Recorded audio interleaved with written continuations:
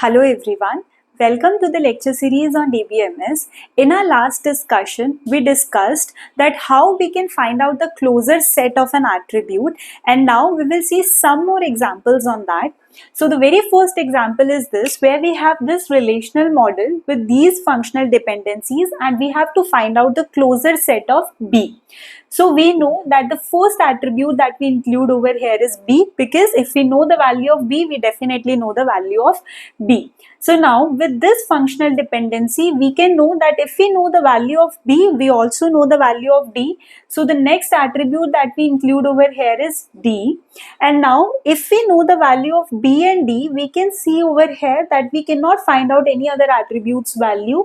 We over here we know that this does not mean that C to E and D to E, these two dependencies are not the same thing. We know that we cannot apply the decomposition rule on the left hand side of functional dependency. So this also we are not going to use. So the closure set of attribute B, we will have B and D. The next example is, we have this relational model and we have to find out the AB closure for these set of functional dependencies. So the very first attributes that we will include over here is A and B. Now from this functional dependency, we can know that if we know the value of AB, then we also know the value of C. Now further, if we know the value of B and C that we know over here, so we also know the value of A and D.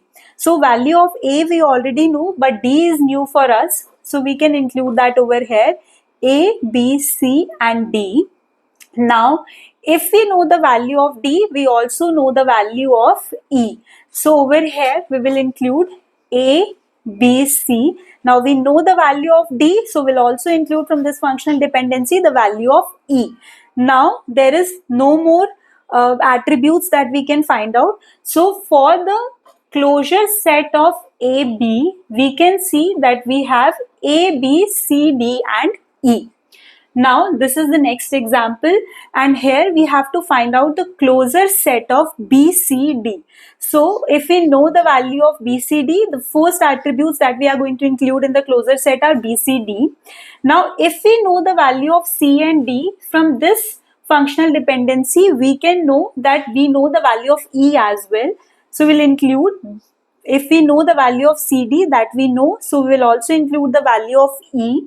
Now, if we know the value of E, we also know the value of C from this functional dependency, but we can see over here that we have already included C over here.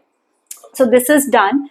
Now, if we know the value of D, we also know the value of A, E and H. From this functional dependency, we can see now E we have already included, but A and H are new for us. So we can write over here, if we know the value of D, we also know the value of A, E and H. So this also is used. Now if we know the value of A, B and H, we have A over here, B and H, then we also know the value of B and D. So B and D we already have over here, so we need not use this functional dependency. Next is D and H. So we do know D and we also know H, but then it derives B and C. So we have also included B and C so far. Now if we know the value of B, C, D, then we know H. So we know B, C, D and we also know H. So now what becomes the B, C, D closure? So for B, C, D we have B, C, D, A, E and H. So the closure set of B, C, D is this. So this was all about the closure set of attributes. Thank you.